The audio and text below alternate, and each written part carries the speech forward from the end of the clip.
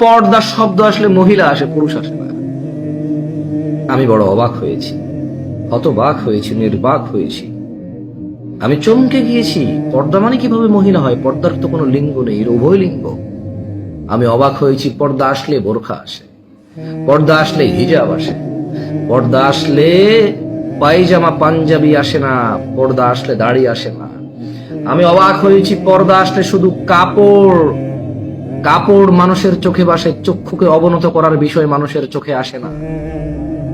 আমি এমন সমাজে বসবাস করি যা আমাকে অবাক করেছে, যেখানে পর্দা মানি মা, পর্দা মানি বোন, পর্দা মানি মেয়ে, পর্দা মানি চাচি জেঠি, পর্দা মানি বাবা নয়, পর্দা মানি ভাই নয়, পর্দা মানি নিজে নয়, পর্দা মানি ছেলে নয়।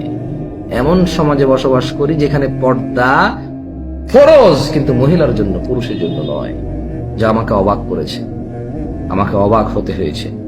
অথচ পর্দা মানি পুরুষ এন্ড দেন মহিলা, পর্দা মানি পুরুষ এন্ড দেন মহিলা, পর্দা মানি পুরুষ এন্ড দেন মহিলা।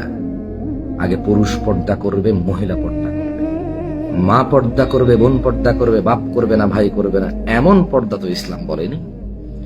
ইসলাম তো পুরুষকে বলেছে চক্ষুকে অবনত করে চলো,